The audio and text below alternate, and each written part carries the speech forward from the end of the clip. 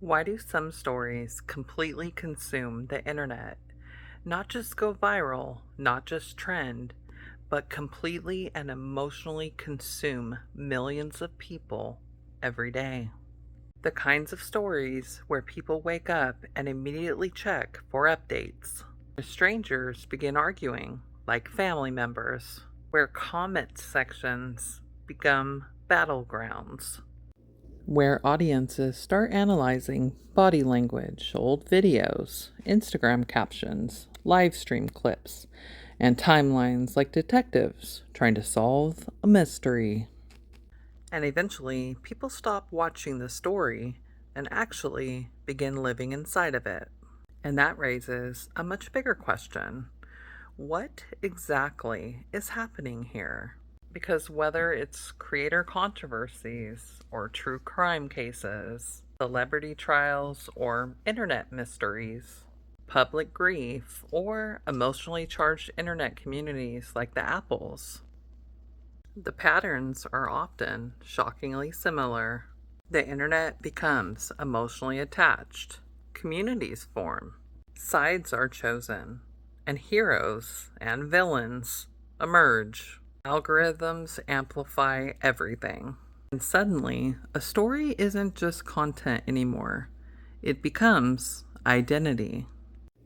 Today, we are going to break down the psychology, the algorithms, the business incentives, and the emotional mechanics behind what researchers increasingly describe as collective audience obsession. And by the end of this video, you may never look at internet culture the same way again. To understand the phenomenon, first we must separate a few things, because not all emotional investment is actually unhealthy, and not every passionate audience is obsessed. There's a difference between normal interest, fandom, parasocial attachment, and full-scale collective fixation. Normal interest is simple curiosity. You think about a story, you watch it, and you just move on. Fandom goes deeper than that. People form communities around creators and shows and celebrities and public figures. They make fan art, they join public discussions, they make edit to their fan art, and that's been happening for generations. But parasocial attachment is something different. And that's when viewers begin feeling emotionally connected to someone they do not personally know. And in the modern internet era, this becomes incredibly powerful. Because creators no longer feel distant. They live stream in their bedrooms, they vlog in their kitchens, they cry on camera, they share their marriages, their grief, their children, their trauma, their fears, their personal victories. And after years of watching that, the audience stops feeling like strangers. It starts feeling very personal. And then comes the final stage, collective audience obsession. That's when massive groups of people become emotionally synchronized around a single story. And once that happens, the internet starts behaving less like an audience and more like a living organism. Not every story creates obsession. Some disappear in a day, others consume the internet for years. So, what makes certain narratives impossible to look away? Usually, they activate powerful emotional triggers. Things like grief, betrayal, moral outrage, mystery, fear, identity, justice, or unresolved emotional tension. Human beings are natural pattern seekers. Our brains hate uncertainty. Psychologists call this the need for cognitive closure. When important questions need answers, our brain keeps searching, and the internet makes that infinitely worse. Because online communities allow millions of people to collectively search for meaning together. And that's why mystery and grief based stories explode. People feel like they're participating. They are no longer passive viewers. People become investigators, analysts, protectors, advocates, some even warriors for a cause. And once identity becomes attached to the narrative, walking away becomes emotionally difficult because now the story feels connected to who they are. Parasocial relationships are nothing new. People used to be very connected and even obsessed with movie stars, radio hosts, and musicians. But social media intensified this to a level that humanity has never experienced before. Old celebrities were distant, modern creators feel close, and accessibility creates intimacy. A creator says, "Good morning, guys. How are you doing? You helped me through this. Thanks for being there for me."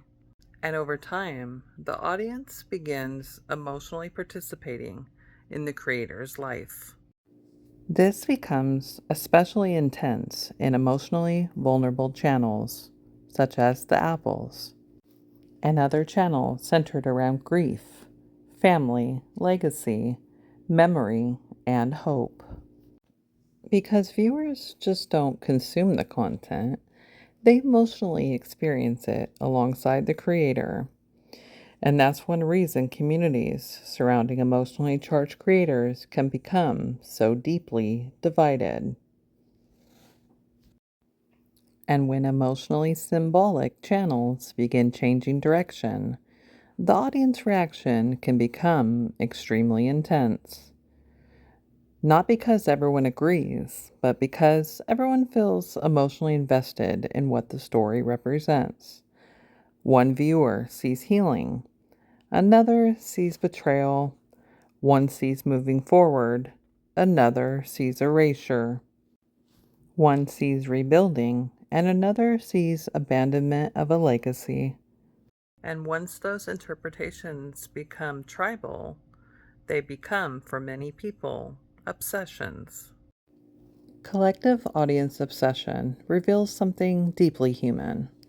People want meaning, people want belonging, people want justice, and people want connection.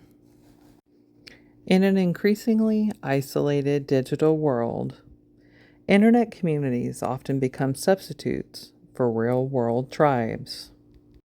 The comment section becomes the town square. The live stream becomes the gathering place.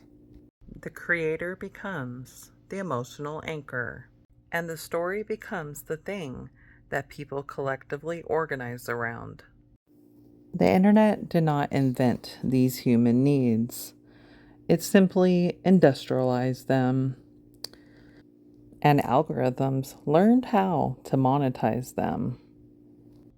That may be the most important truth in all of this, because the real story is not about creators or controversies or internet drama or fandom. The real story is about us, our loneliness, our curiosity, our tribal instincts, our grief, our hunger for meaning, and our willingness to emotionally attach to stories that make us feel like we're something bigger than ourselves. So maybe the question isn't, why does the internet become obsessed? Maybe the better question is, what are people searching emotionally for when they do? And maybe understanding that is the first step towards building a healthier internet and a healthier relationship with the stories that consume us. If you enjoyed this deep dive into collective obsession, please be sure to subscribe to my videos.